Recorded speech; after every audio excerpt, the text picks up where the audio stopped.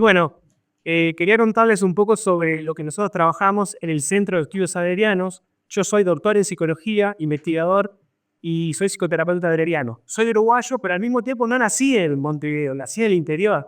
Así que la distancia es más larga. Y le voy a contar un poquito de algunos relatos de mi vida biográfica que ustedes van a entender por qué termino con la psicología de la risa y por qué termino con el modelo adleriano. Nosotros pertenecemos a una asociación científica que se llama Centro de Estudios Adlerianos. El Centro de Estudios Adlerianos es una institución que tiene como misión difundir las ideas de Alfred Adler. Recordemos que Alfred Adler es muy poco recordado en estas latitudes y tenemos, digamos, el capricho o somos un poco irreverentes y queremos poner en el mapa a Alfred Adler.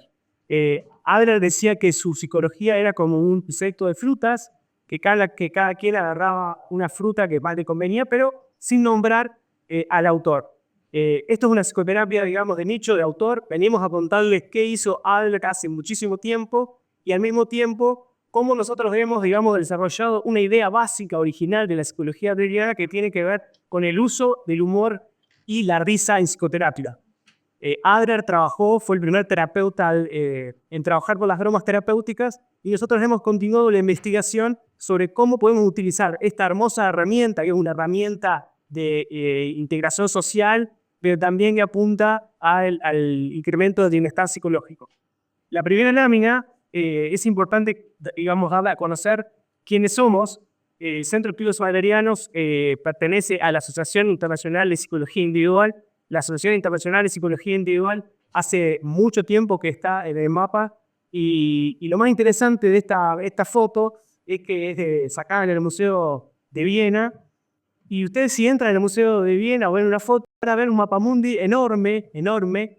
Y aparte de Sudamérica van a ver un puntito rojo. Y en ese puntito rojo vamos a estar los uruguayos. Somos el único centro de América del Sur en integrar esta Asociación Internacional de Psicología Individual que cada 3 años organizamos conferencias y de alguna manera damos y mostramos las investigaciones que se llevan a cabo alegado de todo el mundo. Acá la parte más interesante. ¿Quién conoce o quién escuchó alguna vez hablar de Alfred Adler? ¿Ok? ¿Quién nunca escuchó nada de Adler? Alfred Adler. Bueno, casi estamos ahí en la mitad. Primero que nada, decirles que Alfred Adler fue un médico psiquiatra vienés que fue cofundador y primer presidente de la Asociación Psicoanalítica de Viena. Primeramente fue médico psiquiatra, pero al mismo tiempo hay 2 o 3 cosas de la vida biográfica de Adler que vale la pena contarles. Adler tenía raquitismo, sufrió neumonía y durante mucho tiempo, durante los primeros recuerdos, él no podía moverse y de alguna manera descubrió el sentimiento de inferioridad.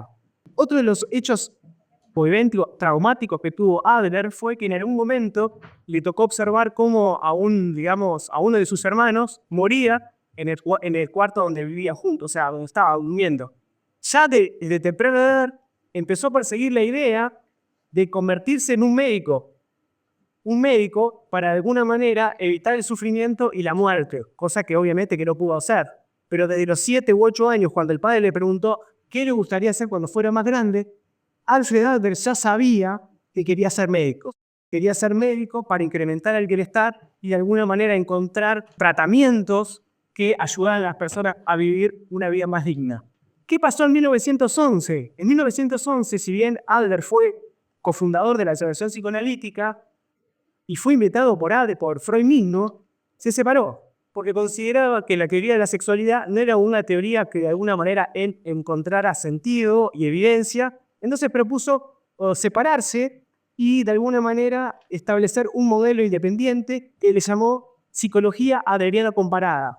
¿Y por qué decimos que es psicología adleriana comparada? Porque hoy en día el uso de una sola técnica es un error de técnica. Por eso es muy importante, cuando trabajamos con los consultantes, tener un enfoque mucho más integracionista y de alguna manera entender por qué las escuelas psicoterapéuticas podemos encontrarle funciones y utilidades que sean beneficiosas para los consultantes. Avanzamos y le voy a dar 5 principios o pilares de la psicología adleriana para que ustedes puedan entender muy brevemente de lo que trata la psicología adleriana. La psicología adleriana es una psicología profunda, y cuando decimos profunda es porque todavía trabajamos con la hipótesis del inconsciente. Hay muchas decisiones que vamos tomando durante el día que no forman parte de la conciencia, sino que uno va tomando decisiones de manera inconsciente. Por eso, cuando yo les muestro esta lámina y les preguntara, por ejemplo, ¿qué ven? Y ustedes me van a decir, ¿vale? Ven un iceberg, un témpano. El hombre y las mujeres siempre han sabido que la mente es como un gran témpano cuya parte mayor permanece invisible y profunda. Por ejemplo, si ustedes están trabajando con niñas y niños, lo que vamos a ver, por ejemplo, cuando vienen los padres, cuando nos traen un motivo de consulta, van a ver el comportamiento disfuncional, que es la puntita del iceberg. Pero nosotros los adlerianos decimos que detrás de la puntita de la conducta observable, que es la punta del iceberg, hay un comportamiento, que hay creencias detrás de ese comportamiento, y esas creencias detrás de esos comportamientos tienen que ver con 3 necesidades básicas del ser humano. Esas necesidades básicas son de ser querido, de pertenecer a un grupo, el sentimiento de pertenencia, y también de ser capaz. La semana pasada recibí a una mamá en el consultorio y me decía que su hijo no quería ir más al liceo. Y lo acusaba de vago, de que estaba con temas de la adolescencia. Rastrando un poco más sobre la problemática de este adolescente, parece que le estaban haciendo bullying y lo criticaban porque estaba escuchando rock and roll. En el lugar donde él vive, en el interior, se escucha mucha cumbia. Y el comportamiento de no querer ir al liceo o al colegio tenía que ver con una forma que tenía una fuerza positiva, digamos. La sintomatología de no ir al liceo es una fuerza positiva, algo nos estaba queriendo decir, y en realidad tenía que ver con el servicio de no ir o de evitar el hostigamiento. Entonces, los adlerianos consideramos que detrás de todo comportamiento disfuncional o desadaptativo siempre hay algo que nos está queriendo decir la persona que consulta, independientemente de que haya un cuadro psicopatológico o no. Otro punto de vista o otro pilar de la psicología adleriana tiene que ver que es una psicología constructivista. Cuando decimos que es constructivista, consideramos al sujeto como creador de la realidad. Nosotros vamos construyendo la realidad a partir de nuestras experiencias, de la genética, pero es como que creamos un mundo o una lente que en esa lente contiene ciertas creencias de nosotros mismos, la autoimagen, de los otros, la heteroimagen, y la compoimagen, la imagen que yo tengo del mundo. Estas primeras creencias se van construyendo en los primeros 5 o 10 años de vida y de alguna manera son los filtros con los que nosotros vamos a interpretar la realidad. Y me dice, ¿pero qué me estás diciendo todo esto? Esto todos lo conocemos. Bien, Adler, para hacer entender cómo funcionaba nuestra mente y cómo funcionaba este elemento que todos tenemos, que es la distorsión de la realidad, obviamente consideramos que existen los hechos, los datos son importantes, pero nosotros decimos que más allá de los datos, los hechos que son importantes, lo más importante es la interpretación que cada uno tiene de esos hechos. En el primer libro de Psicología Adleriana, El carácter neurótico, que es un libro que en su momento no fue considerado por ser especulativo, filosófico, sociológico, y utilizar el constructo de carácter, que es un constructo de última no muy preciso y tiene que ver con las consideraciones de los valores, y fue de alguna manera criticado. En el epígrafe de ese libro dice, todo depende de la opinión, cada cual es tan miserable como cree serlo. Adler, siendo médico de la Primera Guerra Mundial, le tocó como a 2 soldados le amputaron un brazo. Tiempo más adelante, se encuentra con uno de ellos y el soldado le dice, doctor Adler, mi vida es un desastre, he pensado quitarme la vida. Mientras que el otro soldado se encuentra con Adler un poco más adelante, fue una terminado la Primera Guerra Mundial, y le dice, doctor Adler, tengo una hija hermosa, tengo un mejor trabajo, y no entiendo por qué la naturaleza nos da 2 brazos si se puede vivir con uno. Frente a un mismo hecho objetivo, hay múltiples interpretaciones. Y los terapeutas adlerianos trabajamos con interpretaciones. Detrás de las interpretaciones están las creencias, las emociones, y por eso tenemos que ser muy cuidadosos a la hora de trabajar en consulta. Tercer pilar.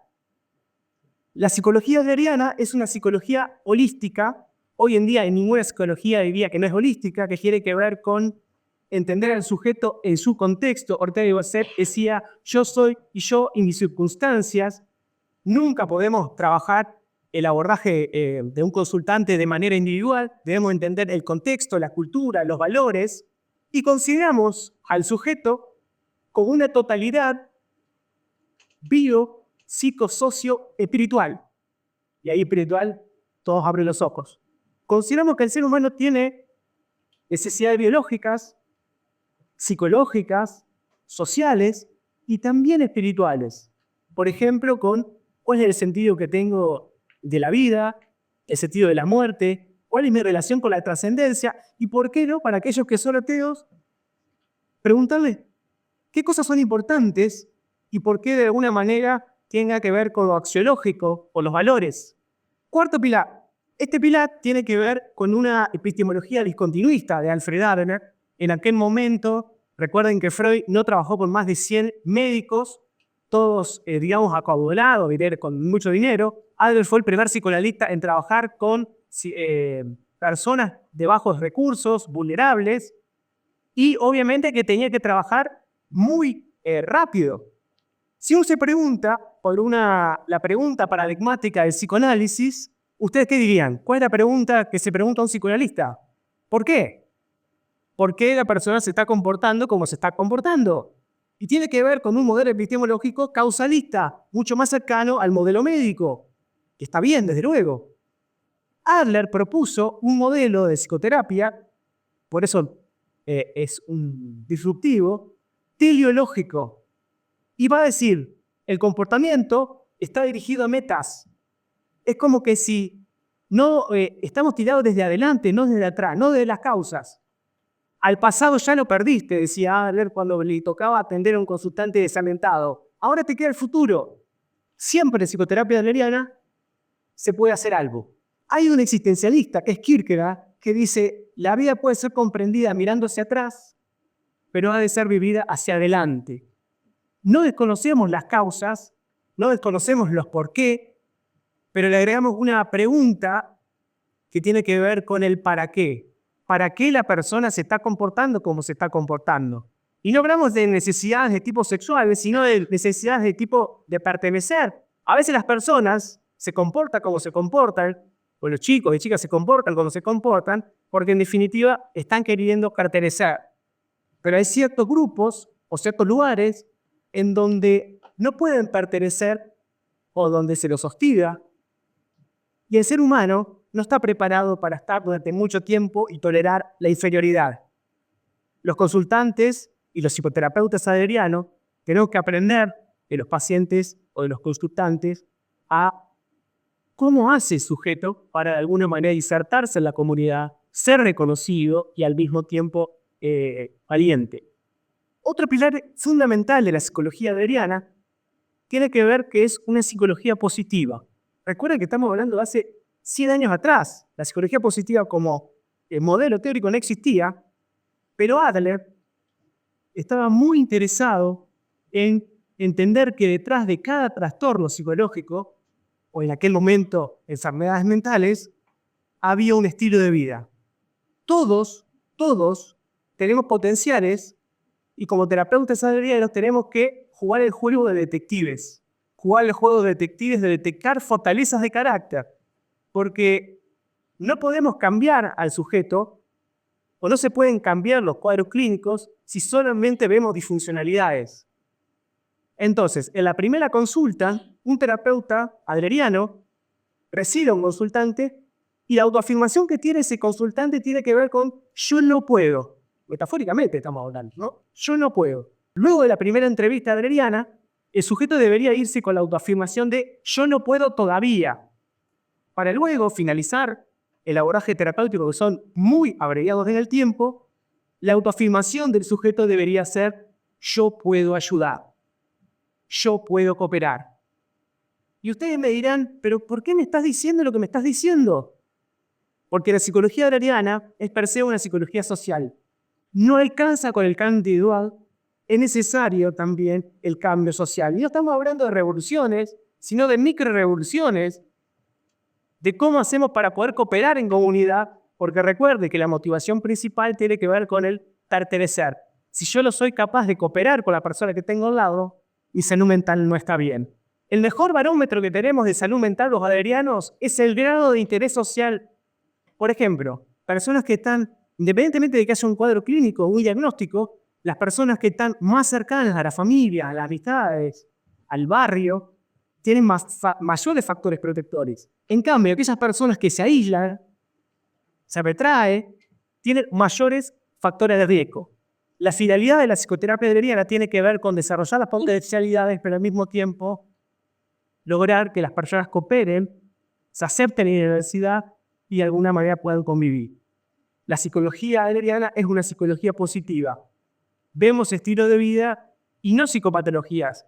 No estamos diciendo que no nos interesa la psicopatología, eso lo hacen muy bien los médicos, por eso los terapeutas adlerianos trabajamos con los médicos para, de alguna manera, ver el caso de manera integral. Ahora, ¿qué estudiamos los psicoterapeutas adlerianos? Estudiamos la personalidad y para nosotros la personalidad es el estilo de vida. El estilo de vida es un conjunto de actitudes, creencias, valores que están dirigidos a metas. El estilo de vida no es otra cosa que la técnica que hemos desarrollado para el porvenir. El consultante cuando viene a mi consulta no trae problemas. Bueno, motivo de consulta probablemente traiga, pero no trae problemas. ¿Saben qué trae?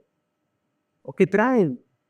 Soluciones ineficaces. Soluciones ineficaces. Lo que tenemos que tratar de hacer desde la primera entrevista es cómo hacer para que ese sujeto pueda reactualizar el repertorio cognitivo, afectivo, para que de alguna manera pueda superar los obstáculos, los desafíos de la vida. Si una persona de 26 años viene a consultarme, de alguna manera ha sobrevivido esos 26 años. Ahora, pero Andrés, no hablaste nada de psicoterapia, de la risa. Bueno, ya vamos a hablar. La psicología adleriana corre por tres carriles. La psicoterapia, que todos conocemos, que tiene que ver con el análisis individual. El counseling o asesoramiento, que son para situaciones puntuales dentro del sistema familiar, cuando hay algún tipo de disfuncionalidad dentro del estilo de vida, que no buscamos el cambio de la personalidad, sino de agregar algo al estilo de vida. Y por último, que es un carril mucho más social, tiene que ver con los talleres de psicoeducación o parenting y también los grupos de risa.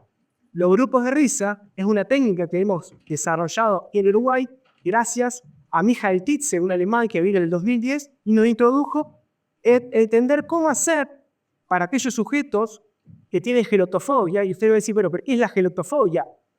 Gelos, que viene del griego risa, y fobia miedo, es miedo a la risa o miedo al ridículo. Michael Tietze observó en la clínica que muchos sujetos, nosotros trabajamos con un lema, que es el lema del coraje de ser imperfecto. Él decía, sí, pueden tener el coraje de ser imperfecto de manera cara a cara, de manera individual, pero igualmente cuando salen al escenario social, de alguna manera siguen teniendo ciertos obstáculos. Entonces, el mejor tratamiento y la comprensión para la gelotofobia es la risa. Y ahí hemos diseñado los grupos terapéuticos de risa. Los grupos terapéuticos de risa no son una psicoterapia per se, son un complemento de la psicoterapia individual para incrementar el bienestar. Son sesiones que duran entre 10 y 20 minutos, están diagramadas en tres fases que tienen que ver con una fase de callamiento en donde el coordinador invita a participar a reír libremente, aunque no tengan ganas, sí, aunque no tengan ganas, reír libremente de manera forzada. 2, hay una risa calurosa en donde hay un dispositivo circular y las personas están tendidas en el suelo generando risas, espasmos de risas. Y 3, hay una relajación y hay un estiramiento. Obviamente cuando uno incrementa los niveles de risa, después es necesario bajar y relajar y hacer un estiramiento. Ahora, algunos fundamentos de cómo surge la psicología de la risa los encontramos primeramente en un ensayista norteamericano que es Norman Kazan. Norman Kazan sufría una enfermedad que se llama espondilitis anquilosante.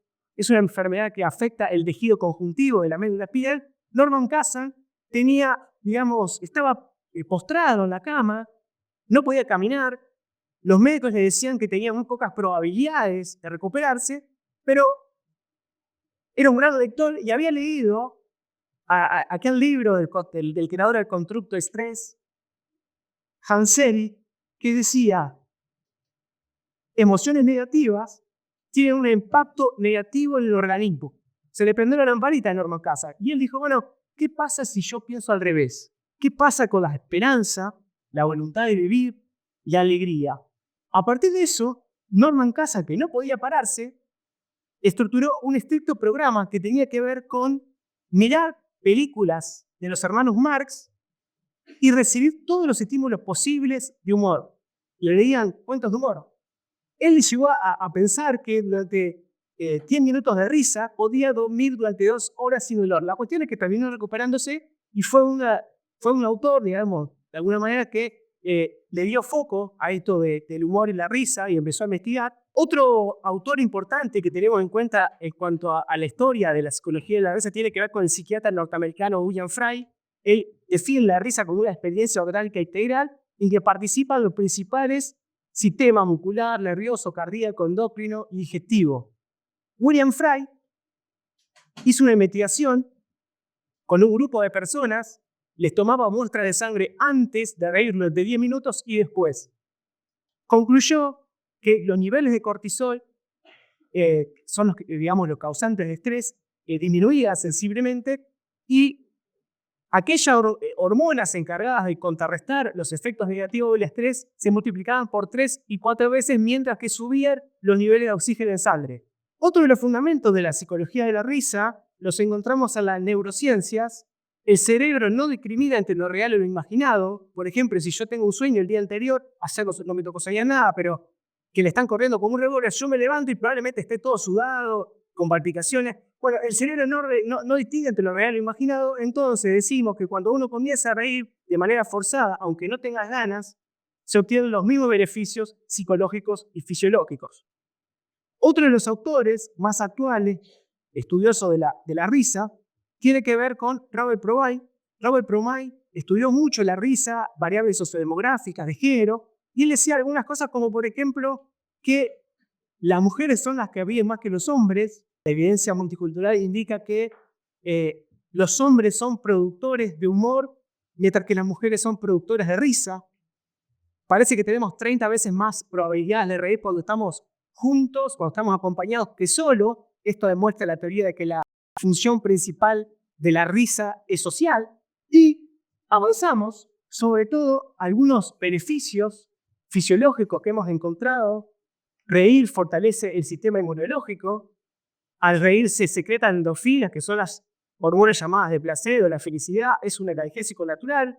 Incrementa la serotonina, que es un antidepresivo natural. Al mismo tiempo, disminuye el cortisol, las hormonas causantes de estrés. También hay beneficios psicológicos.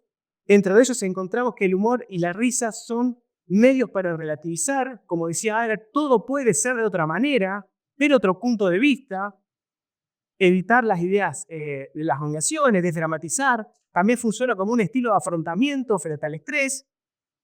La risa es una señal de cohesión social. Se crea cuando uno ve una atmósfera positiva que mantiene las relaciones fluidas y también se activan, entre otras cosas, las emociones positivas del cerebro.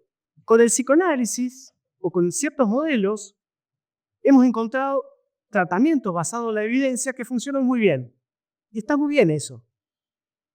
Pero ha habido una larga tradición que la psicología sobre todo clínica, ha hecho un hincapié muy grande, y hay unas de balanza muy grande entre los factores negativos y positivos, y para de alguna manera reivindicar y poner a Adler en el foco, queremos transmitirles que la psicología adleriana ha hecho siempre el hincapié en cómo hacemos para incrementar el bienestar o el sentimiento de comunidad.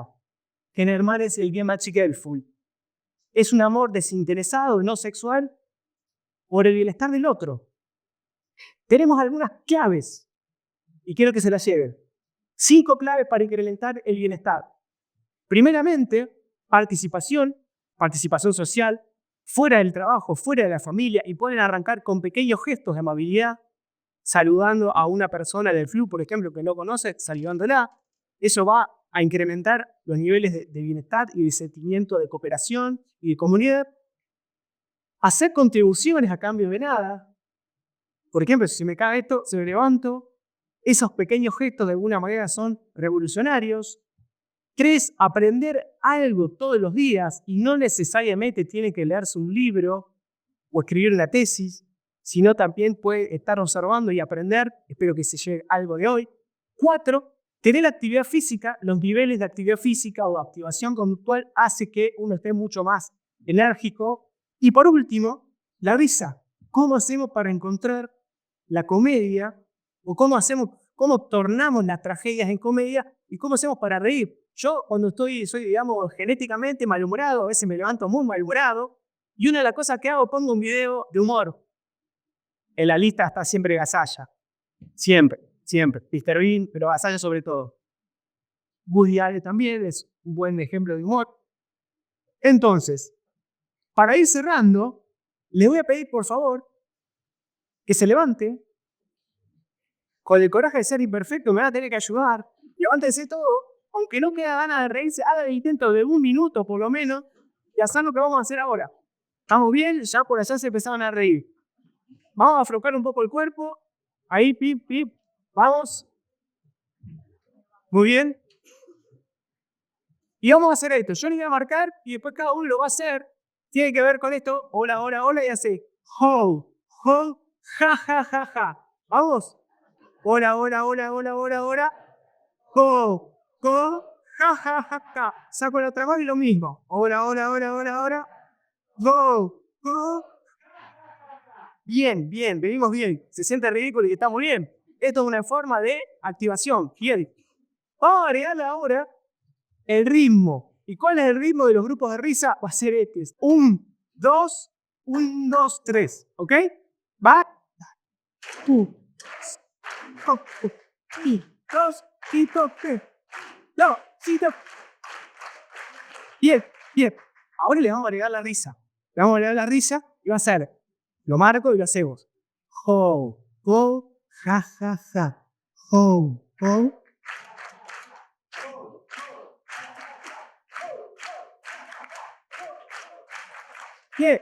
Bien. Para finalizar, gracias por esto más. Para finalizar, le pueden hacer preguntas. Tengo además acá algo para ustedes también para repartir. Pero vamos a finalizar así, 3 veces. Lo marco y lo hacemos. Ho, ho, ja, ja, ja.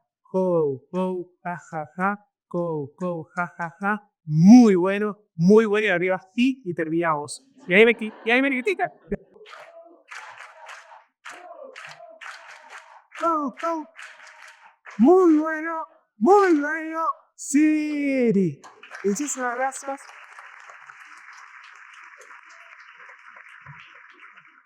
Ese es el lema que utilizamos las psicoterapeutas adlerianos y le voy a repartir ahí para que ustedes se lleven por lo menos algo que tiene que ver con el coraje de ser imperfecto. Muchísimas gracias.